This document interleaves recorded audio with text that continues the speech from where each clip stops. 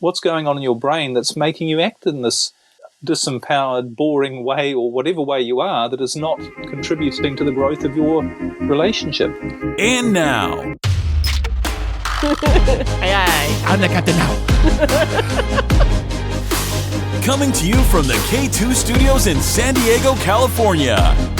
This sounds great. You sound amazing.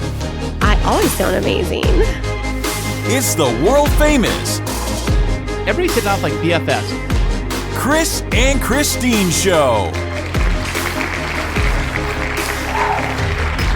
Hey, what's happening, everybody? How are you doing today? Thank you so much for listening. And I am Kris. And I'm Kristine, and welcome to episode 133 of the Kris and Kristine Show. Do-do-do-do. Whoa, 133 episodes. I remember like 100 episodes ago. It sounds like almost like 100 years ago.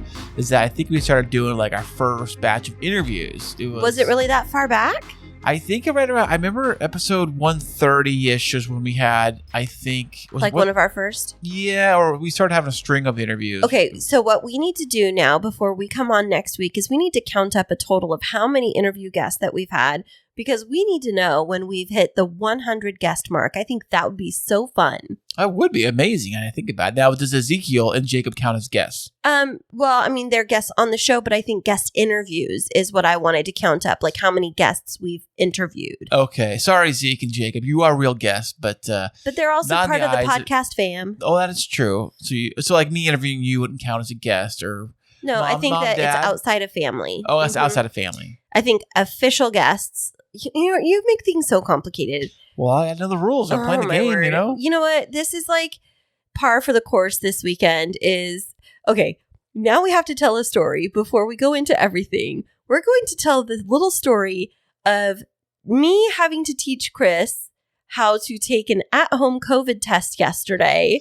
Right. And what that experience was like for me. I would love for you to interview me about this. Okay, honey. Remember when I asked you, hey, I've never used, I've taken a COVID test before, but I've never gone through the process, and I'm horrible at instructions and figuring out, when I was younger trying to build Lego sets, I could never figure that out. Like models and stuff, I'm horrible at that stuff. Okay, so you were supposed to ask me how the process went. So I asked you, how was the process for you teaching me how to use the COVID test? Well, let's start with I picked up the box that had 2 tests in it, and I opened the box.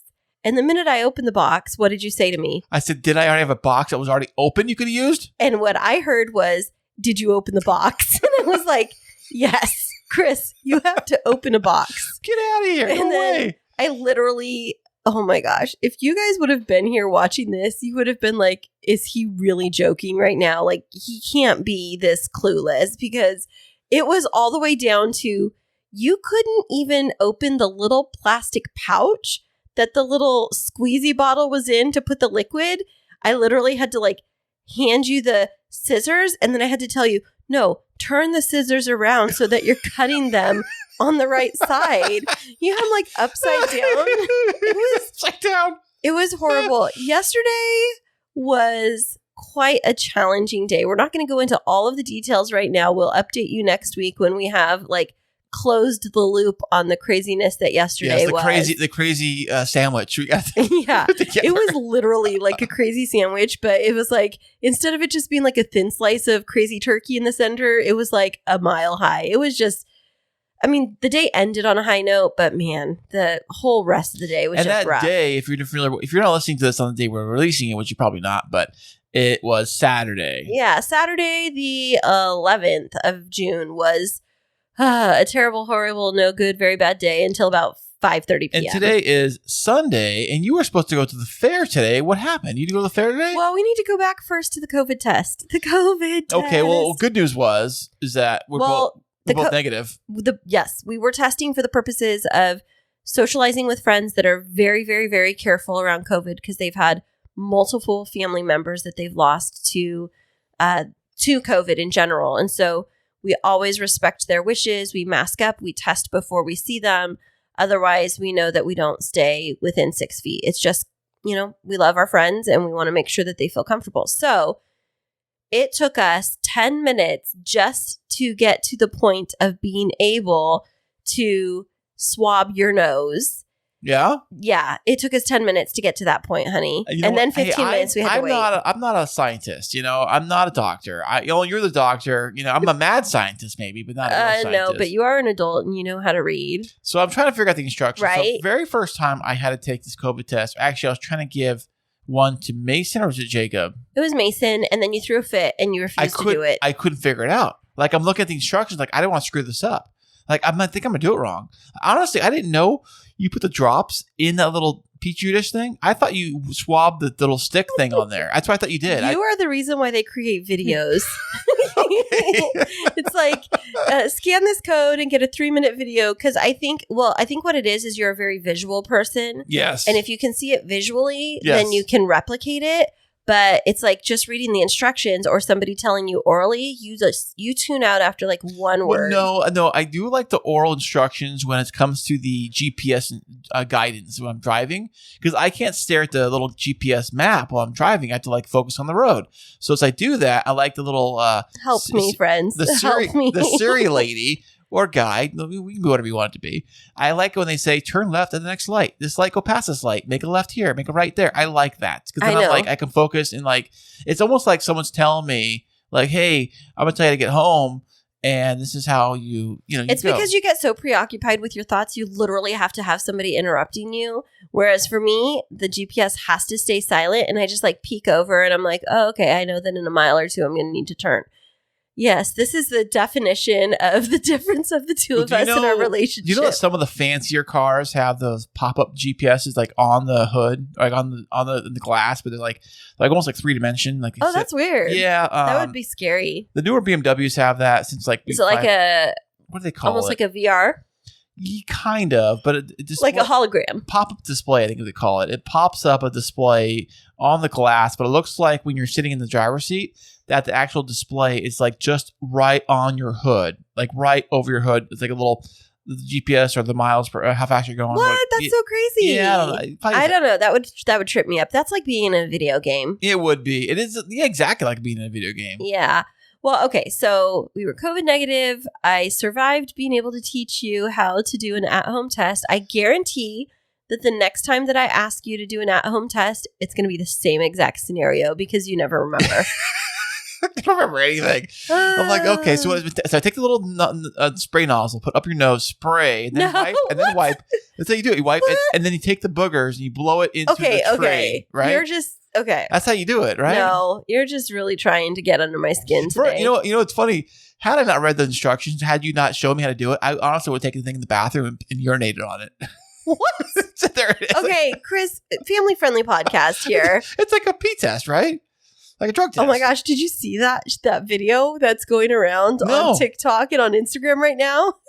What is it? There's this chick, she walks in to her boyfriend and she hands him a pregnancy test. And then he like goes, why are you over here? Why are you giving this to me right now? And she's like, what? And he's like, why would you come over here? You know I have a concert to go to. Like, why would you show me this right now? And because it had the 2 lines on it and it didn't say like pregnant or not pregnant. It had the 2 lines on it. And he's like, you know that my grandma, she's like old and she's sick. And the girl's like, I don't understand. Like, why are you upset right now? He didn't get it was a pregnancy test and not a positive COVID test. Well, everyone's so used to they look identical to each other. They look very similar. But he got like all kinds of hate mail about it. It was big on the internet this week where it was like, man. Hate mail? Yeah. Oh, yeah. Like people were like, why were you reacting like that? They didn't understand that he thought that it was a positive COVID test. But even when they thought that, he should respond like trying to take care of her. But he was like, why are you showing me this right now? I'm supposed to go out with the guys and blah, blah, blah. It was bad. But back to your question about the fair. Okay. Oh, yeah, that's right. So Christine was supposed to go to the San Diego County Fair today being Sunday. Yeah. So how was it, babe? Oh, I didn't go. What? This is like the whole weekend it was like 1 billion things went wrong. So I had planned to have a styled shoot, which is where you go. I mean, we talked about it last week. The styled shoot at the fair with the model and the photographer.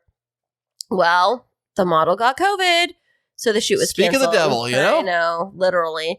So the shoot was canceled, but I'd already purchased the flowers. I was able to use them for my friend's birthday that we went to last night. That's where they went. The flowers Yes. went for that. So I wonder where those flowers came from. Like you went all out. Got these fancy flowers for your friend's birthday. You are an amazing friend. That was amazing. They were gorgeous flowers, and I have some of them in the cooler, so I need to bring them out and put them to good use in our house this week. How is that cooler working out for you, by the way? It's going great. I mean, I'm nervous to see what the energy bill's going to be like. I'm nervous to see what the energy bill's going to be. No, because I've got to pay the difference out of my business. But I am nervous to see what it's going to be. But I do need to go and clear everything out and then shut it off for the week because I don't need to run it again until the 24th. Right. So basically, you can shut it down when you're not. It's not like a 24/7 running. Only when you have flowers in there. But, right. But when you don't have any flowers in there, what's the point of keeping it? Exactly. There's nothing in there. And how long did it take you to actually cool it down? Like 30 minutes? 8 minutes. 8 minutes. So that's really nothing, Yeah, I did take the temperature up just a little bit, but I got these really beautiful garden roses. Listeners, check them out online because they are so gorgeous. They're called Country Blues, but they're not blue. There's like this deep, like pinky purple, very roughly looking rose. It is so gorgeous when it opens up. I saw them and I was like, I have to have these. I've never seen that variety before. Country Blues, huh? Country Blues was the name of it. And I think it's just every rose has a different name. Right. And so I just loved the name. And a thorn, too, I heard. Well, not all of them have thorns. Oh, what? I guess yeah, not. but these ones don't have thorns, but they are so beautiful, called Country Blues. I'm going to bring them in and put them in one of my vases in the house. I heard when they do open up, you get your dog back, you get your wife back. You get your house back. I think so, too. Those country blues. I was thinking about that. Yeah. So, the styled shoot didn't work out today, but we were able to repurpose the flowers, which was great. It's funny. The San Diego County Fair, I heard this year, it is like the first year it's come back since COVID shut it down. Right. And because first year coming back after COVID shut it down, they decided to like jack their prices. You didn't hear that. You're just coming to that assumption on your own. I saw it on Instagram today. No, you didn't. Yes, I'm going to look it up right now. It was from the news. No, it wasn't. Okay, Nahara, quote me. Okay. Listen to this. I heard that a pizza, like Supreme Pizza, is going for $50. Where? At the fair. What? Supreme Pizza. First of all, why would you buy a pizza at the fair? I don't know. That's what they mentioned. And they said that the Aussie potatoes went up about a couple bucks. Okay. And what else did they say? They didn't mention about ticket prices, but I do know that the Costco fair package. You only know that because I saw it. Because Christine saw it. Thank you very much. She saw, we usually get the ticket package at Costco because you can get a bundle of tickets and ride tickets and stuff for like a reasonable price. It cuts the price down to like, I don't know, $12, $15 per person if you do the math on it. But Christine saw it. It was almost $100. It was. Okay, so I'm looking it up right now. So the San Diego County Fair for adults from 13 to 61, if you go on Wednesday and Thursday, it's $15. It's $20 on Fridays, Saturdays, and Sundays. 20 is not too bad. But 20, but for a family of 5, I mean, well, okay, so let's break it down for the Costco packet. Okay, so it was 4 adult admission tickets, which is 13 to 61. So actually, there's only 3 adults in our family. So that's, anyways, it would have been $20 plus, 60 plus 24. So that's 84. Let me look up the parking. So you keep talking while I look that up. So I believe the parking is probably $20 to $30, but I could be way off on that because parking has been crazy. Even when you parked at the baseball game, I think it was like $30 per car. Oh my god, that's just nutso, It is crazy. So I think that it's just like a convenience thing when you buy from the Costco pack kind of things. But here, you have to like look by the specific day. And now the San Diego County Fair has gone completely cashless. That's what I heard. Even for like the prize games and stuff, those are always cash. Yeah. So it's $15 for parking, $20 a person. So then 40 ride tickets. So technically, okay.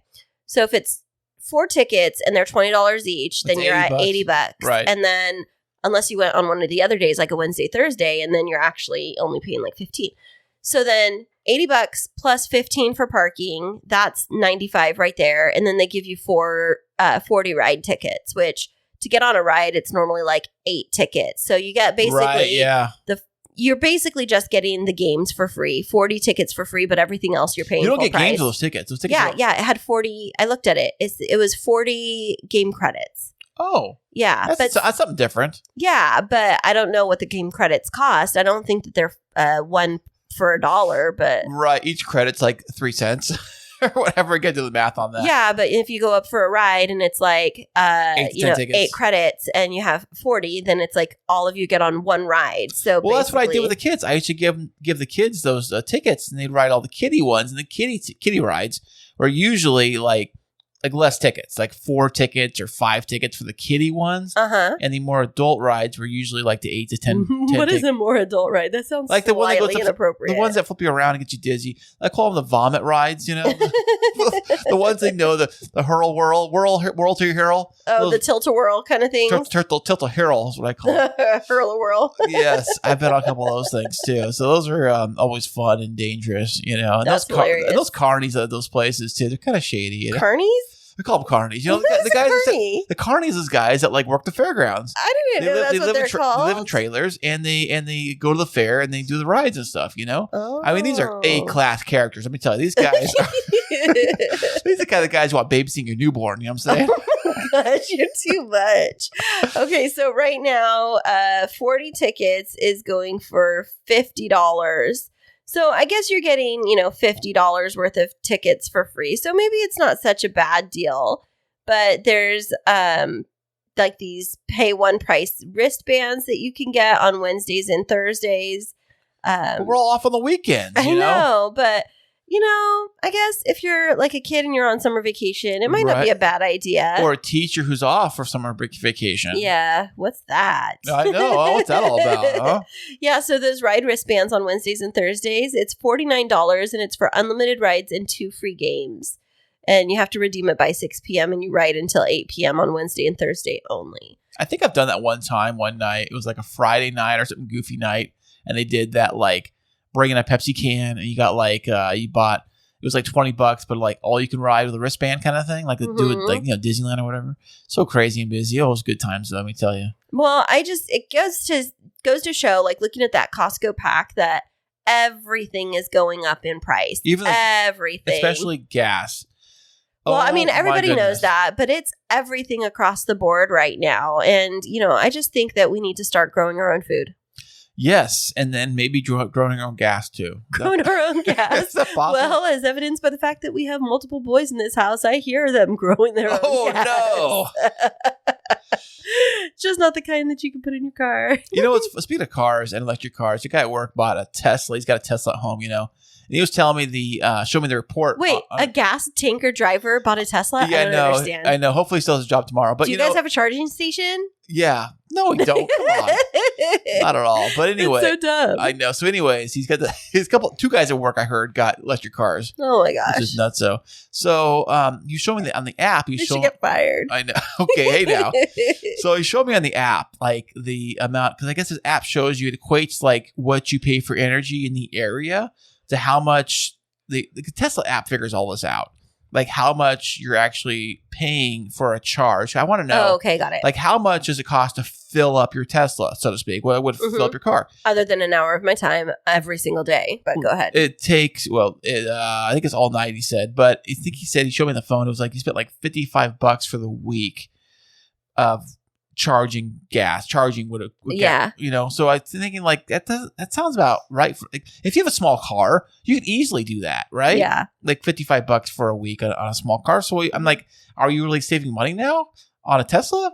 Mm-hmm. I don't know. But he had to put the order in October of last year and they just got the car. Yeah. Speaking of Teslas, I was up in Temecula like a week ago picking up some remaining items dropping off some remaining items from a wedding that I had. And I pulled into this gas station. And, here I pull in, I get my gas and I get in my car and I go up to the little convenience store. I walk in, I get a soda and I get back to my car. And there's these cars like Teslas and other, I don't know, I call them plug-ins. Like, little toy cars. Remote control cars.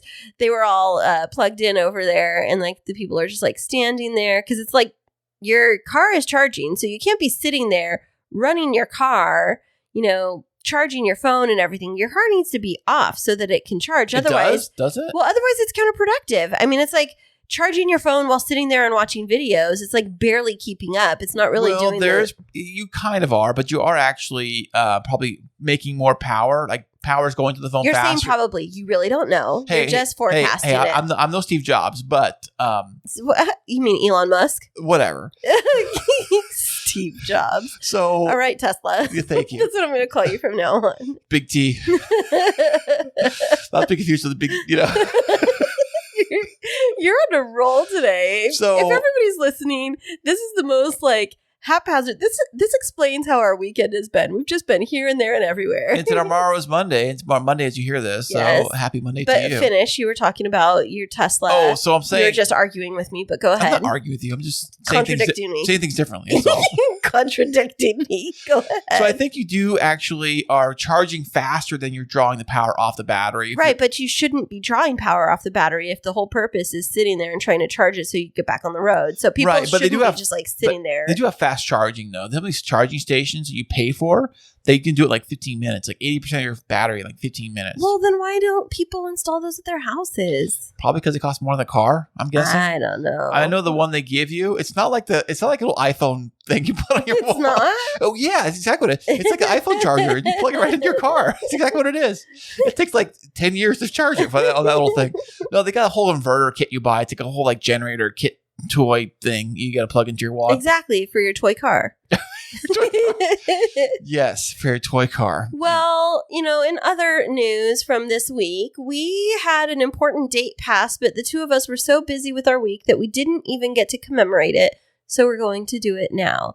Today's June 12th. Do you know what happened 3 days ago?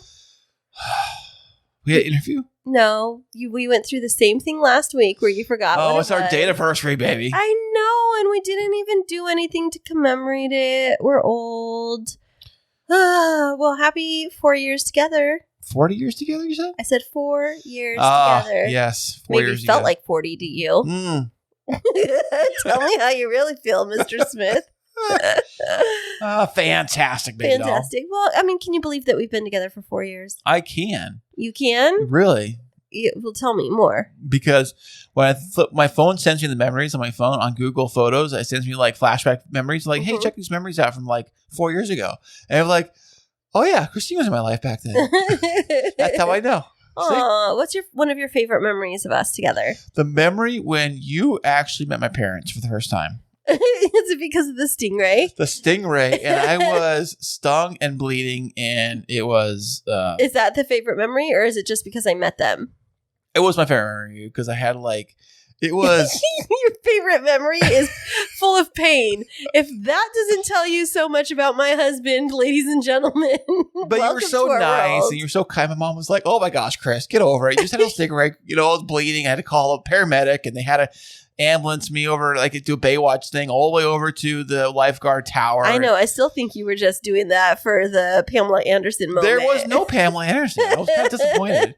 I had to put a strongly worded letter to the lifeguard department. You're like, I did not pay to have these guys rescue me. Where's my Baywatch babe? I know. But that's literally your favorite memory. No, well, not my favorite memory, but it's like the memory that sticks to my mind.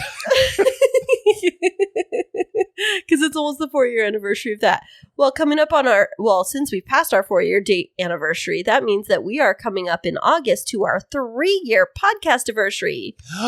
Wow, we're like grizzled vets over here. 3 years of know. podcasting. Surprisingly, a lot of people don't even make it past 7 episodes, which is sad to see. I know, that. because the 7th episode is the typical level at which you start to experience pod fade. Which is like, I'll put it off next week, and then Joe's can't make it tonight, and we'll do it the week after that, and then eventually, it just never happens. And you know what? I think that by episode 7, we were like, okay, we're in this thing, because episode 5, before that, was when you proposed. Episode 6, we announced our engagement, so we had to keep running with it. Amen, sister. Yes, absolutely. Well, let the good times roll. So, anything else happen for you this week? We've had a lot of guests come on the show in the last week. We've actually had our most recent guest, one we're going to have on today, is going to be joining us from a boat off of the coast of France. Yes, he is. And we had some fantastic times talking with him, and we're going to be back with him right after this. Hey, thank you so much for being a loyal listener of the Kris and Christine Show. And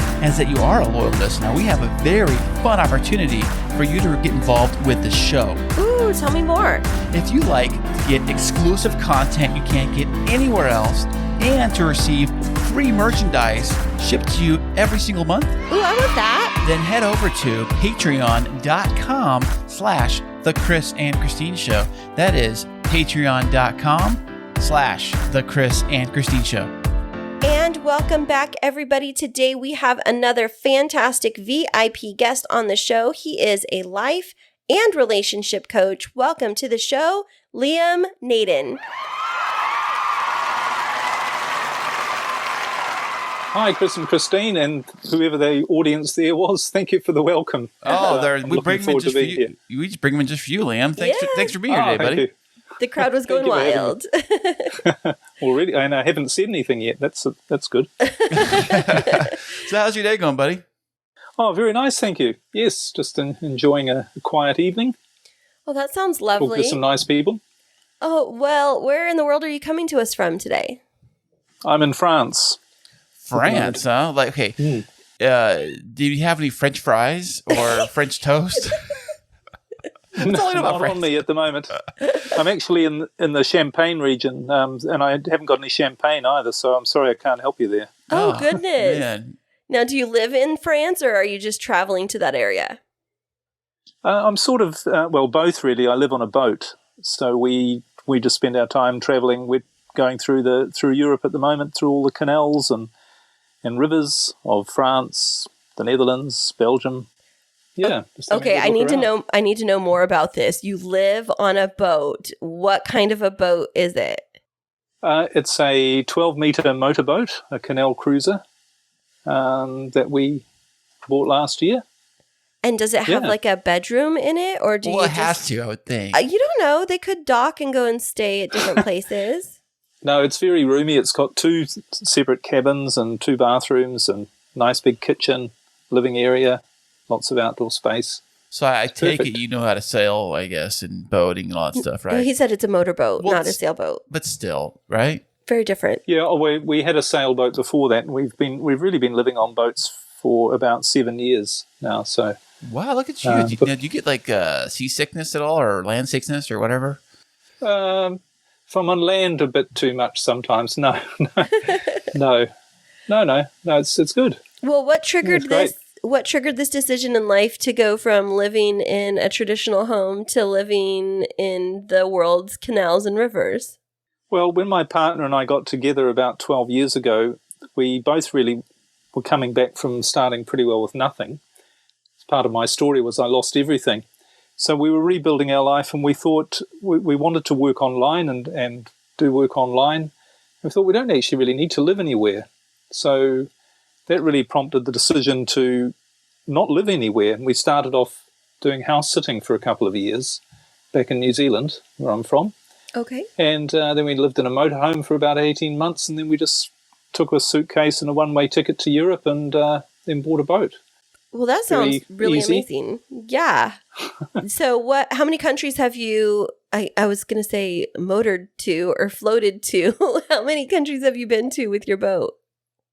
15, I think, at last count. Whoa, What? 15. What's your favorite so far? Well, they're all different, but Italy would probably be close to the top. And my partner's from Denmark, and that'd be probably our 2 favourites would be Italy and Denmark. Nice. But they're all different, and they're all very different, and they're all So basically, do lovely. you sail mostly, or I guess boat mostly around the Mediterranean? Yeah, we have been right around the Mediterranean, but with this boat, we're really sticking to Northern Europe.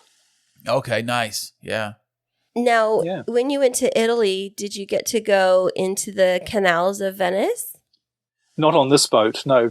But Okay. we on our sailboat, we sailed all around Italy. But you know, yes, we've been to Venice a few times, and been on the canals, but not in our own boat. Your passport must be just stamped out, right, man?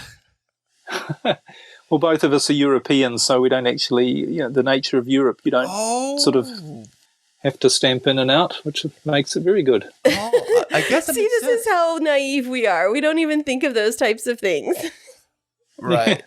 So that sounds like quite the adventurous life. And so would you call yourselves digital nomads? Yeah, I guess that's one way of putting it. Yeah. That's Work wonderful. online. That's wonderful. So I guess it requires a very good internet connection, right? I would hope so. Most of the time, yeah. We have to get a bit creative sometimes, but most of the time it's pretty good in Europe anyway. Really? That's awesome. Well, you mentioned that you had previously been in New Zealand. So are you originally from New Zealand? Yes, I've lived there most of my life. Born in blue Kiwi. How old were you when you left? And how old was I? Well, that's giving things away, isn't it? Well, I left permanently about 7 years ago. Oh, okay. So you want to know how old I am, do you? No, that's okay. No, We don't need to know that. I thought maybe you left when you were a child or something. No, he was mentioning they just left No. not that long ago to go Okay. live in Yeah. Europe. Right. Okay, gotcha. I'm following along. Now, you mentioned, Liam, that part of your story was coming back from having nothing. I was reading in your bio, you have quite the journey that you've gone through to get to where you are today. Can you tell us a little bit about that journey back up from basically losing everything? Sure. Which part of it would you like to know? Before then, or? Yeah, just you talked about rebuilding your life. What happened that led to you needing to rebuild your life? Oh, okay.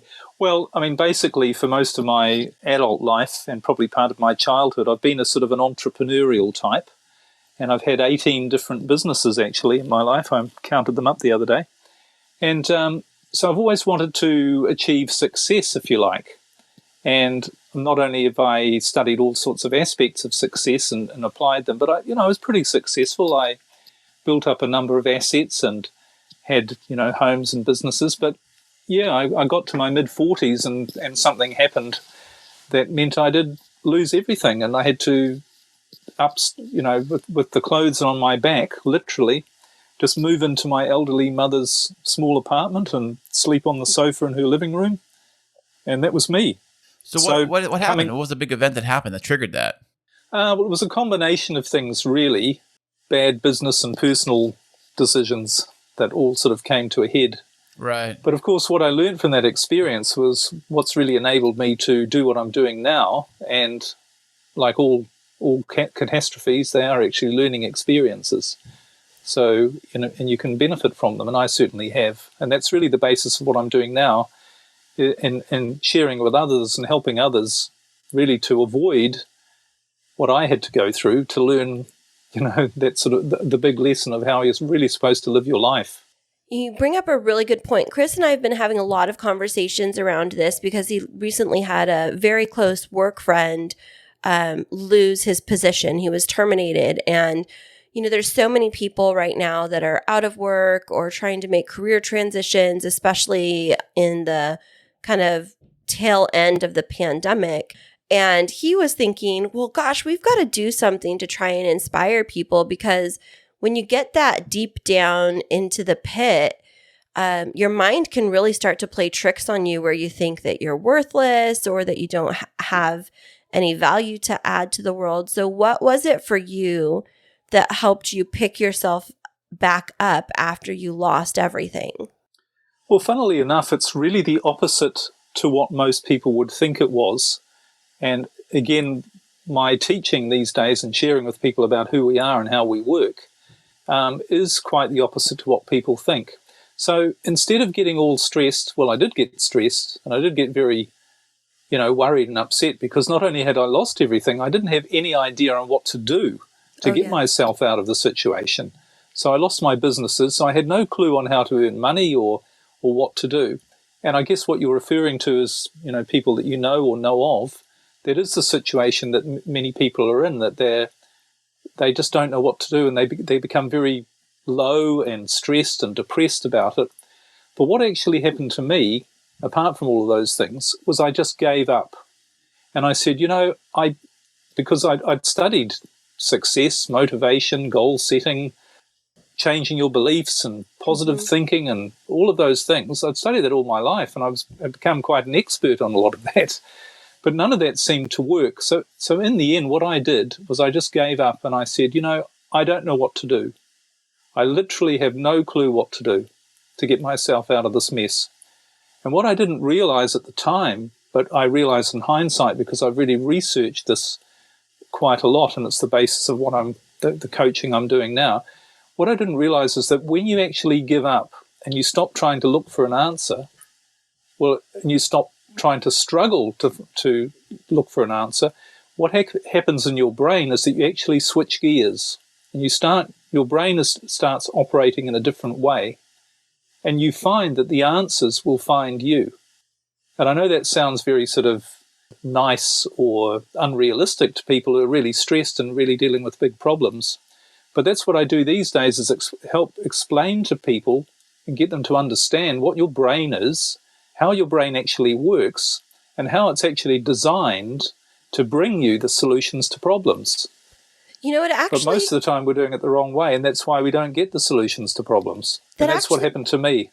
It makes a lot of sense to me, though, Liam, because when I think about it, not related to work, but my friends that have been, let's take dating, for example. They've been dating and like looking for that right partner. And when they finally kind of give up and they just stop searching and they work on themselves and they take the time to invest in who they are, that person ends up, for the most part, like coming into their life. And it's, people will say, you came along when I wasn't even looking for you. And so I think that makes a lot of sense professionally, that when people kind of get to that pit and kind of give up, it's almost signaling like, okay, to the universe, I've done everything that I can and I don't know what else to do now. I'm ready. Yeah. So you mentioned that you are a coach. So what is it that you do in terms of life and relationships related to helping people get out of that, giving up or just kind of being at ground zero? Well, essentially what I see my role as is helping people to understand how to solve the problems in their life and to start living the life they really want to live, rather than just being on a roller coaster of struggle and stress. So I started off about a decade ago now doing marriage and relationship coaching, and particularly helping people who were really facing major crises in their marriage, often when they're on the brink of divorce. And many of the people that I coach, I have coaching programs that I still, am heavily involved in today, that help people who are on the brink of divorce to really heal that marriage or that relationship. But one thing I noticed, and I still notice, but one thing that puzzled me was why some people were able to get results and other people weren't. And I looked at it and thought, what is the difference between people who succeed in reaching their goals or solving their problems and the people who don't? And I thought, it's not about motivation, because everybody who I've coached who comes to me is very motivated to solve their problem. Mm-hmm. It's also not about information, because all of the information in my coaching programs, it's very effective for most situations for relationships. And yet some people with the same information were able to make it work and others weren't. And it wasn't a question of prayer or religion or anything like that, because some people prayed and they achieved their goals and others didn't. So that really led me to a broader, expanding my coaching and teaching into a broader area of, well, how do we in general get the results that we do? Because if I can help people figure out how to heal their marriage by working out how you solve problems and how you actually solve problems, then I can help people solve any problem in their life. And that's what I've really expanded it out into. Right. So what would be an example of a problem that somebody would come to you for coaching on, like a personal problem? Well, one of the biggest ones is, my husband or my wife wants a divorce. What do I do? I don't want a divorce. What do I do? Right. So it's probably one of the biggest problems that many people would say they face in their life, I guess. So then how do you start to approach that if like one partner is wanting out and one doesn't, do they come to you as a couple, or are you helping an individual typically? Nearly always it's an individual. And what people need to realize, if we're talking about that specific problem, and this is what I have a 7-day and a 30-day coaching program that leads people through this whole process. But I suppose essentially, if we're talking specifically about a marriage, what people need to realize, if your husband or your wife wants a divorce, quite simply it's because they don't enjoy being around you. So, and that sounds obvious, but you need to figure out what is it about what you do that they don't enjoy being around. And a good example of that is, say your husband or your wife came to you and said they wanted a divorce, that, the marriage was over, they'd met someone else, or they just were tired of it, or they weren't getting on. Most people's reaction is to get really upset and to try and talk their husband or their wife out of it, and to try to get them to go along to counselling and say, no, let's work on our marriage. And they try to involve them in lots of discussion and say, let's look at all the problems in our relationship and let's fix the problems. And I'm committed to this marriage, and I know we can make it work. Now, all of those things are all the wrong things to do when your husband or your wife wants a divorce and when they tell you that they want to end the relationship. And why is that, Liam? Well, not one of those things makes the other person feel any better about you or about the relationship.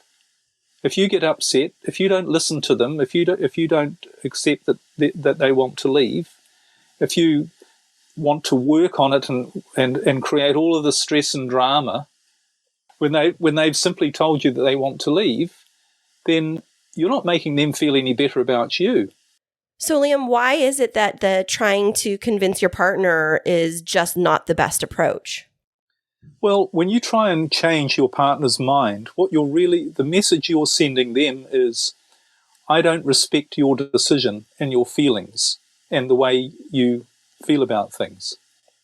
And who likes to be disrespected in a relationship? You don't want someone to say to you, I'm not listening to what you're saying. I'm not interested in what you want. I'm only interested in what I want. And you say you want a divorce and I don't, so I'm not going to respect your decision. So it immediately, I'm sure you understand where I'm coming from, but it immediately sort of makes the other person feel unappreciated or disrespected. Totally. Yeah, I can see that 100%. Both Kris and I were married previously and went through divorces. And I remember when I was going through mine, my previous spouse was being unfaithful and continued to be. And when I said, I need to leave this situation, it came back to, you're not giving me enough chances. Why are you giving up? This is unfair. You should be sticking it out with me. And in that moment, I, as an individual, felt like it wasn't being validated, the impact of the infidelity on me and how much I had given. And again, like you're saying, not being seen and things like that. And so I know that I had a lot of guilt stepping away from that relationship. But at some point, when that's kind of the final response to it, you're like, I'm tapped out. And we were even in therapy and things like that. And it was still trying to convince me to give more chances versus validating the difficulty that I'd been through. Sounds like you and I would have had a really good conversation, and maybe you and my former spouse would have. But it's very interesting what you're saying. Yes, and this is really the basis of my coaching programs, is to get people to start doing the things that make you more attractive to the other person, the person you're married to, rather than less attractive. But you have to figure out what those things are, and you have to start doing them. Now, do you mean like physically attractive, or do you mean like in terms of emotionally, maybe, right? In every way. I mean, when people first get together, what do? Do they find fault with the other person, want to talk about problems, criticize, try to change the other person's mind, or are they looking at the other person and saying, I think you're the most amazing person I've ever met? Well, you don't quite know the person 100% yet. You're kind of like still learning, right? At that point. Well, the funny thing about great relationships, I've written a book called Real Intimacy, The 9 Habits of Great Relationships.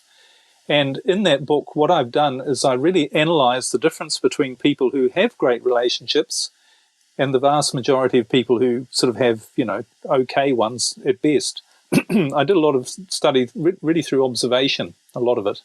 And one of the things that people in great relationships have is they're always learning new things about the other person. They never say they know them, because when you say you know somebody, you give up being curious. You give up sharing new ideas and thoughts and feelings and discussing things. And, it's a lifelong journey learning about someone else that you're in a relationship with in particular. So that's one way of keeping your relationship fresh, is you're continually exploring new ideas with the other person and seeing their reaction to things and your reaction to things. That makes a lot of sense, because I know that people can say that their relationship has gotten into a rut, that quote unquote into a rut, or we don't have anything new to talk about. And, I think in my relationship with Kris, I laugh because he's always talking to me about, like, nonstop talking to me about this new idea and that new idea. Sometimes that's exhausting, but whatever. But on the it's all fun, but on the flip side, there's people that are like, we don't have anything to talk about. I used to be a server at a restaurant, and I would be helping different couples, and you'd walk over to a table to a couple that's been married for a while, obviously on a date night, and they're just like silent the entire time or looking at their phones. And I'm always like, reconnect, please. Find something interesting in each other. Keep it fresh. Because I just think that that's so important in relationships. Well, the thing is, your marriage is not boring. You are boring. Oh, That's what it comes out, not you. But if someone says our marriage is boring, no, your marriage is not boring. You are boring. So the key is, and the key to really all my work, is you've got to not work on, when it comes to relationships, which we're talking about specifically, you don't need to put the work on the relationship. You need to put the work into yourself. You're the problem, not the relationship. Interesting. So, and when people, in my coaching programs, there's a lot of focus on yourself and how you react to things, how you see things, and more fundamentally, what is going on in your subconscious or in your belief system or in your brain, which is really the bigger focus of what I coach people on now.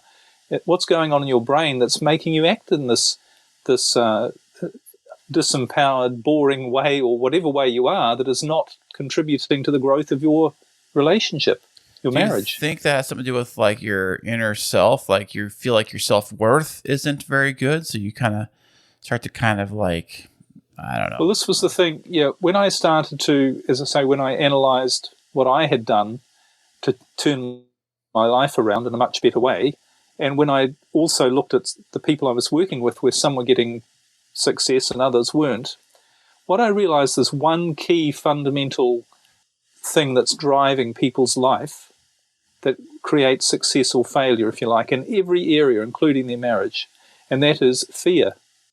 Oh, yeah. And if you have, and this is to do with how the brain works, and this is why I've developed a lot more of research and study and coaching on the brain, because how you use your brain is going to determine what you get in your life in every area. And the problem is 99% of people are using their brain the wrong way, and that's why they end up with problems. Because our brain is actually designed to protect us from problems biologically. So it's simply a sign that you're using your brain the wrong way if you've got problems in your life.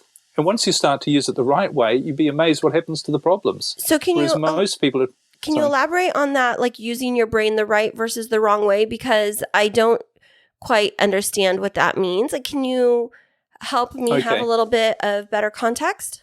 Sure. Well, I can give you the mini version of this, but this is really the wider area of my work. And I have a whole podcast called Using Your Brain for Success and a coaching program called Rebalance Your Brain for Success. And I've developed a process called Neuro-State Rebalancing, which is all about using your brain the right way. But here's the thing about your brain that everyone has overlooked, everyone's forgotten about. You have between your ears the most powerful computer machine that exists in the universe. It's got the computer power of 500 trillion microprocessors. It's just infinitely powerful. We don't realize this. We've got 100 billion of these cells called neuron cells, which are all about intelligence, and each one of those has 5,000 potential connections with other cells. And we've been given this brain for one purpose.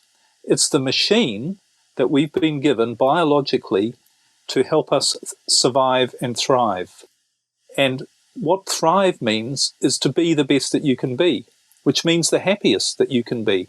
So your brain is an infinitely powerful machine that is designed to bring you the perfect life. Because when you're the best you can be, that gives you the best chance for survival. And that's what you're here biologically to do, is to survive and try and survive the best you can. Your brain is programmed to do that.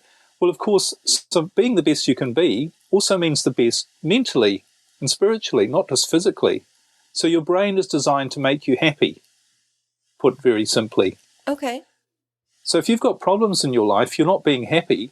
So the brain is like any machine. If you use it the wrong way, you're going to end up with problems. It's not going to work properly. So your natural state is to live without problems. And I know that sounds a really big concept to swallow, and people are probably listening and saying, well, that's a load of rubbish. Problems are natural, problems are normal, problems are good. But none of those things are actually true. And in actual fact, if you look at it from a purely biological point of view, problems not only aren't good, but they're not a natural thing that we're designed to have. Our brain is not programmed to bring us problems when it's used correctly. And I certainly found that when I started to use my brain in a different way. I didn't realize all this at that time, but I've sort of back-engineered it. I was able to create a life that was quite different, that didn't have problems, that didn't have stress. You know, sure, I had to put in effort, and things didn't always turn out as I expected them, but things were a lot easier for me and for the people I've worked with this when they see things in a different way and they start using their brain a different way. And the reason for this I can explain. If we accept that the brain is biologically designed to give you the best life possible so that you survive and thrive, which means being happy, which means not having problems, then all you have to figure out is, okay, so why have I got problems? What am I doing wrong? Well, here's the way the brain works. There's actually, and I have got a whole coaching program about this, so tell me if this isn't making sense, because I'm trying to condense it into a few sentences. But I have a question before you hop into that, Liam. So as you were talking about, like, our brains aren't designed to have problems. One of the things that I've wondered about, Kris, I'm going to use us as an example. And you always do. I know. It's okay. I always love to use this as an example. So we approach problems in very different ways. I don't see them as problems, just as like situations to navigate around. And when Kris encounters problems, honey, how do you respond? When I encounter problems, well, first off, I try to fix them. You know, I was going to fix it mode. That's how I look at, like, hey, how can we fix this to get back on track? And if you can't fix normalize what we're doing, And if you can't fix it, how do you respond? I get mad, like very mad. I get it kind of preoccupies you, right? Yeah, well, that's how I work. You know, I get fixated on something until I fix it. Yeah. So if you were to take us as an example, like, what would be an appropriate way to respond to those challenges that come into our life every single day? Well, at a fundamental level, there's two ways of approaching it. I could give you the quick fix sort of idea, which wouldn't be the correct one, or I could give you the underlying reason why you're both operating like that. And I think this is what is far more effective, is to understand why you're reacting to problems in that way. And it all comes down to awareness. Because here's the thing, your brain is designed to make you live in the state of full awareness, where you can see the big picture of things. You can see the truth about your situation. And part of that means you can see what real problems are and what problems aren't. And the beautiful part about when you start operating the way your brain's supposed to, a lot of the things that you think are problems, you have it because you have a different awareness, a greater awareness of who you are. Things that appeared as problems before no longer appear to be problems. And that's one of the fastest way to get rid of your problems, is to realize that most of them aren't problems. So the reason for that is because we have this mental state. It's called our parasympathetic nervous system, that's activated when we feel good. And that's the way we're supposed to feel all the time. And that's when we can access things like our intuition, gut feeling, our imagination, our motivation. All of those things, all of those creative things, come from this state when we activate our parasympathetic parasympathetic nervous system when we feel good. Liam, do some drugs trigger that, are designed to trigger that state? Well, they can do, but the problem with drugs is that they have side effects, and also the effect is quite temporary. But this is actually our natural state. It's the way we're supposed to live most of the time. You don't actually need drugs to feel this way.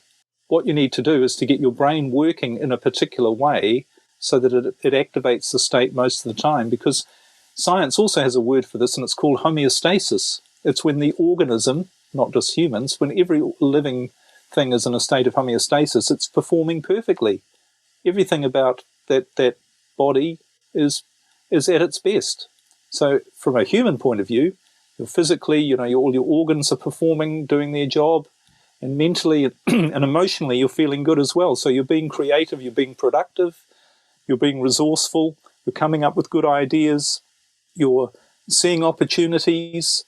All of those things happen in that state, and that is the state we're supposed to live in biologically most of the time. Nice. I like that state.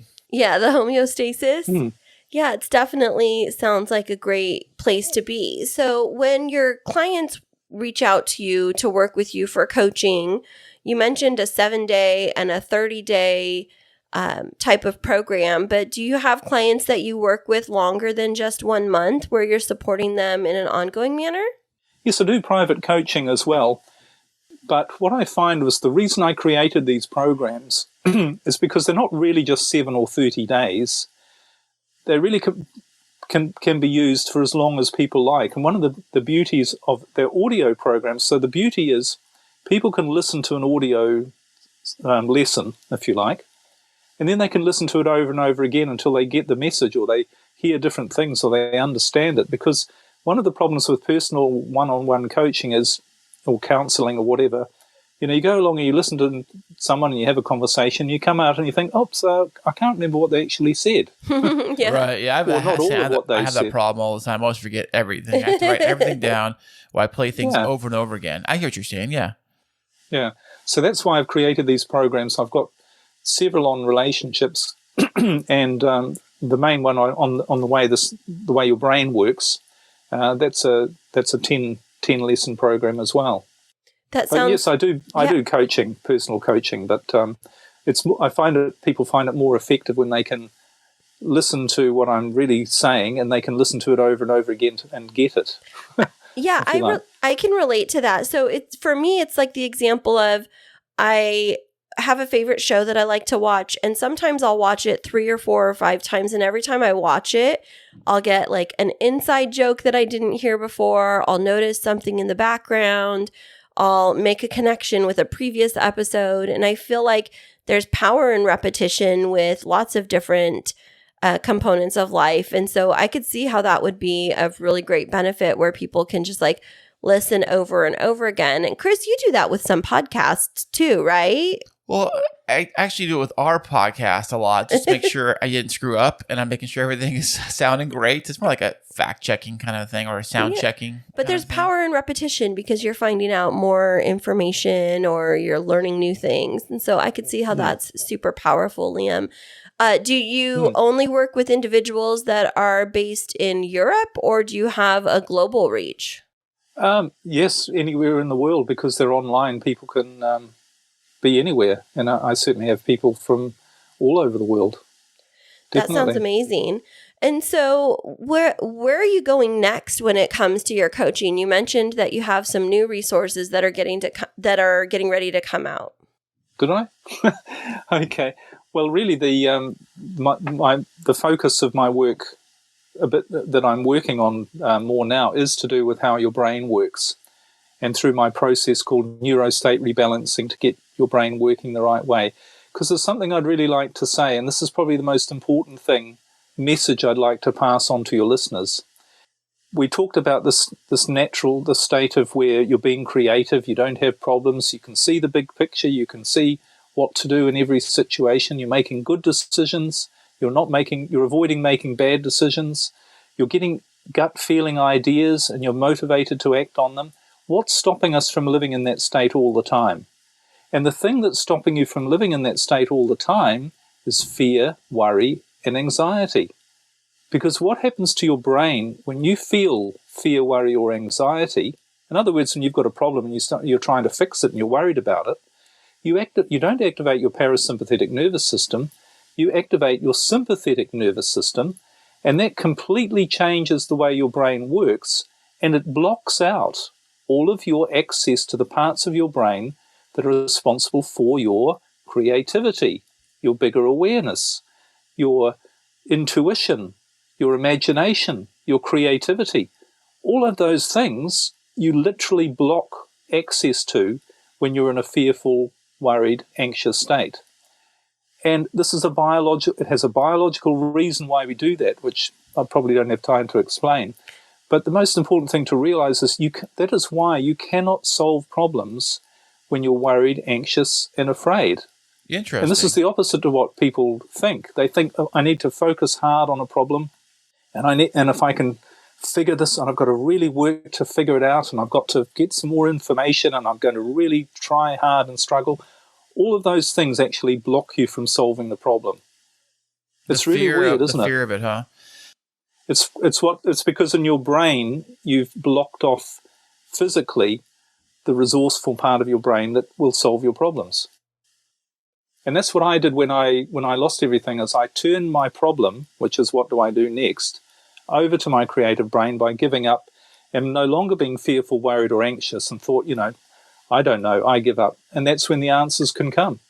Liam, so the people like myself who are always very creative, I always have a creativity, like I'm always very creative. I'm always thinking of new ways to create things. What says about that? Because I'm always thinking that I'm very creative, and some people I meet at work, they couldn't create a stick figure, if they tried. So it seemed very dull and boring. What's the difference between us? Well, the simple matter is everybody's creative. Your brain is an infinite machine. Your brain can do more in 1 second than the most powerful supercomputer in the world can do in 40 minutes. You have infinite resources, but the way you're using it, not everybody has the same creativity, but everybody's creative in their own way. Because here's the other thing about the brain. There's another part of us called DNA. I don't know if you've heard of DNA. I'm sure you have. Yes, we have. Right, it's I clone my pets with DNA. What DNA is, it's a sequence of molecules that's in every cell of your body. And you have 75 trillion cells, and in each cell, if you were to stretch out this DNA, it would be 4 feet long.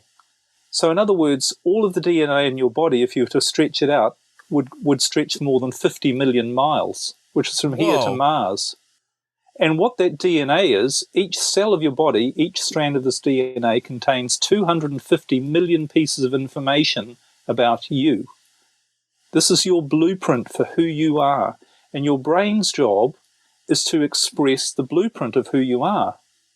And it will do that naturally. So everybody is unique. Everybody is different. Everybody has their own 250 million piece blueprint. So when people say, well, I'm not creative, what they're really saying is, by someone else's measure, I'm not creative. But if I let my brain, by being in my natural state, express the greatness of who I am, or express this blueprint of who I am, then they're going to be the best version of themselves. And who knows what that will look like, because everybody's different. But they won't be living a life of stress, worry, fear, being unproductive. They'll be expressing the best of who they are. Their brain is sitting there waiting to try and do it for you, and it's saying, look, can you please get out of the way? Let me do my job. That makes so much sense, Liam. And one of the things that you said a few minutes ago really stuck with me. You talked about when people are trying to fixate on their problems and solve them, that it's actually counterproductive to them solving that problem. So Kris, again, I use us as an example. So you had mentioned a few minutes ago that when you encounter a problem, you fix on it and try and fix it, and then you tend to get more frustrated and angry. Next thing I know, it's like I'm late for something, and I'm more frustrated because I spent all my time fixating on trying to fix the said problem. And so what you normally do when I see you getting most creative is like you're sitting around drinking coffee or you're in the shower and you tell me it's like always the shower. inspiration. Yeah. The shower is my most creative spot. I don't know why that is. Why is that, Liam? For me personally, why do I always come up with the best ideas in the shower? Well, actually, I'm not quite familiar. I can't quite remember, but there has been research done on that, which shows there's a particular brain waves are created when you're around water or when you're in water. But I was also reading some research recently at a university in London, which found that when you try and solve a problem, when you fixate on trying to solve a problem, particularly when you add anxiety into the mix, your brain actually produces an excess of something called gamma waves. And when you produce gamma waves, you do this is all part of the blocking off of your creative process. And you block off the problem-solving part of your brain. So this happens on a physical level. People think it's about motivation and having to get more information and learn and struggle and overcome great adversity and great problems. That's not how we work at all. That's very limited. If you try and use your thinking brain, if you try and think your way out of a problem, you'll never do it. Because your thinking brain is not the part of your brain that's designed to solve problems. It's not. I know it sounds counterintuitive. They taught us just the opposite in school, if I remember. So use your brain, dummy. Come on now. They told me all the time. Well, and look at how many people do you think in the world are actually getting the results they want in their life as a percentage? Well, only Christine over here. Don't I know. Now, that's Liam, the sad. We've all been led. We've never been taught how our brain works. We've been taught how to drive a car, how to use a computer, how to operate a vacuum cleaner, any other machine you name. We've been taught, well, it has a specific function, it works a certain way, and you need to learn how to use it before you can use it effectively. But the most powerful machine that's ever been created, our brain, no one's ever told us how to use that. No one's told us about the 4 different parts of our brain, and they all have different functions, and you have to use them in different ways. Who's ever told us that? Right. I wish they had. Absolutely. Now, Liam, for our listeners that have heard about your approach to this neuro-state rebalancing and your approach to life and relationship coaching, where can they find out more about you and your services if they are thinking that this would be a good fit for them? Well, everything's on my website, which is liamnaden.com. And I've got 2 podcasts there. One is called Growing in Love for Life, which is all about relationships and marriage and all the different problems and opportunities, if you like. And the other one is called Using Your Brain for Success, where I go into a lot more detail explaining how your brain works and how to use it in a way that gets you what you want in your life rather than what you don't want. So all the information's there, and also all my coaching programs are there as well. Wonderful. Well, Liam, we appreciate so much you sharing your insight about life and relationship coaching and problem solving and getting your brain into the ideal state. Do you have any last words of advice for our listeners? Just to, I think the main message I'm trying to convey is once you start to understand who you are and how your brain actually works, that's when you're really going to get good results in your life or get the results you really want. You've got to start to learn about who you are. And no one's ever told us. We think we're this sort of, fairly ineffective person that has to struggle. That's not who we are. It's not who we are biologically, let alone in any other regard. So, and that's really my mission, is really to help people understand who we really are as human beings, why we're here, and how we can work effectively to create the life we want. Excellent. Well, thank you. Thank you so much, Liam, for those words of wisdom. I know that our listeners have definitely benefited from this, and we wish you all the best as you continue to navigate all of those wonderful waterways. Happy sailing. Yeah. Thank you. Or motoring, and best of luck to you. Thank you.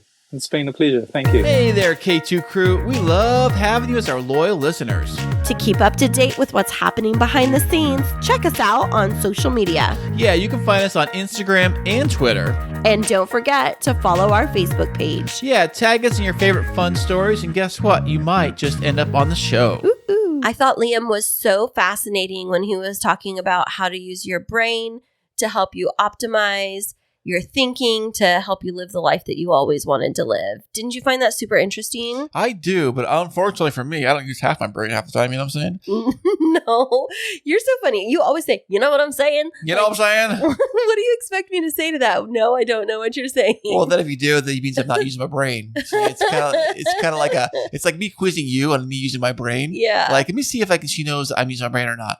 I'm Okay. so lost right now. See, Is that exactly. your point? Exactly. You're such a goofball. Yeah, it was just a great interview. And I loved hearing about his experiences in navigating different waterways around Europe. It's so interesting. His passport, he actually He doesn't have the passport right like that. because he's what do you call European it? citizen. Right. Now, if you're a European citizen, does that mean like Well, he's a citizen of his own country, but he's a member of the European Union. So what is the technically- European Union? What is that? oh my gosh, are you kidding me right now? Is it like United States, America? Is it kind Well, of no, it's the European Union is a union of multiple countries within the continent of Europe that they function as, I mean, they have their own independent governments and everything like that, but they function in a way where it's easier for people to travel between all of the different countries, and they're not going to have to provide their passport and go through customs and all of that. is that kind what of they're stuff. trying to do here in America, in Canada, and in Mexico? I don't know. I haven't heard that. I doubt it. Canada's very strict. Yeah, I don't think that that's going to and happen Mexico's here. like whatever, and America's like we'll just figure it out, you know. No, it's very different over there, though. So you But kept saying, they all speak different languages, though. So yeah, they do. So how do they figure that out? Well, it's not like they function as one country and one people. It just means that their citizens are able to move more freely among the different countries. So because they're so close geographically. And they're landlocked too. There's a lot of countries that don't have like that's why I think I did hear that if you're a country, you really don't want to be landlocked and piss the countries off around you because you can't get anything to in front. Have you looked at Europe lately, honey? There's not a lot of countries that are landlocked. Aren't they all like Germany? Isn't Germany surrounded by land? Yes, but that's one of the few. See? One of the few. My point exactly. Spain, See? It's France, it's Italy. They all have waterways around them. Denmark, Italy Norway. is a boot. Italy is a boot, and it's going to give you the boot. But there are so many countries that are not landlocked. It's just the point is like they work so closely together, and so many people travel between the countries that there was so many. That's when like they went through the European Union coming all together, and then they transitioned from the individual country currencies to the euro, and so now the euro is the common form of payment across multiple countries in Europe. What else would it be? So I mean, the different countries had lots of different. Well, they have the pound in England, right? Right. And then what does Italy use? They had it starts with an F. Frankfurt? No. But it was francs in France. It was francs in France, and then it was Deutschmarks in Germany. That's what it is. And why are you lira in Italy? I think it was lira. Mm-hmm. So check that out. That's gonna be super confusing. See, you're like quizzing me right now. I know. I'm coming up with roses. I'm a rock star. You're welcome. Hey, how's your wedding business coming along, baby? My wedding business is coming along smashingly fabulous. Thank you so much. Yeah, where can we find that at? We can find it at KristineSmithDesigns.com, www.KristineSmithDesigns.com, Christine with a K. My books are closed for 2022, but 2023 is booking up like hotcakes. I think I don't even know if that made sense. 23, yeah. What about 20? You're so funny. You're sitting here, you're like, 23, yeah. What are you saying? I don't know, I think it's a good number, that's all. The only reason I'm saying that is because I'm looking right at a number 23 up behind you. Oh, Fernando Tatis Jr. from the Padres. Well, yeah, 2023 is booking up. Things are going great. I just feel like we've had a rough weekend, but we had a great interview. This has been a great episode. Are you ready to wrap this episode up and launch into a really fantastic week? Oh, bring it on, baby doll. Absolutely. And so for all of you that are listening out there, we hope that you have a fantastic week. We want to cheer you on. Just remember, you can tune in for some laughs over here with Kris and I every single week and catch a new story, some new details. And what else do you want to share, Kris? Well, don't forget, we also have K2 Radio, which is running 24/7, baby doll. It's got music and some podcast clips of us on the radio show. And Mr. Smooth Jazz over here himself, Mr. CJ Radio. That was my college radio DJ name back in the day. Long time ago. Well, I'm so proud of you with launching that. So definitely hop on over. You can find K2 Radio on the Live 365 app. Tune in to Podtastic Audio with Kris, or download all of our episodes here for the Kris and Christine Show. Babe, you're building an empire for us. It is the Kris and Christine Show Empire Network. I just love, content creating. I'm a content creator kind of person, It's like sharing and doing things and, and then, bringing joy to the world. If you want to find out more about all of us and all the good joy we do, you go to the website, which is krisandchristineshow.com, and everything that Christine just mentioned is right on over there. When you were saying bringing joy to the world, I almost started with a new little jingle. Joy to the world, the K2 shows come. There you go. Fantastic. Well, thanks so much for sticking around with us and for all of our funny little antics and banter. The great banter this week, don't you think? I think it's fun. Fantastic. Yeah, we were the fantastic banters. And we will be back with you next week.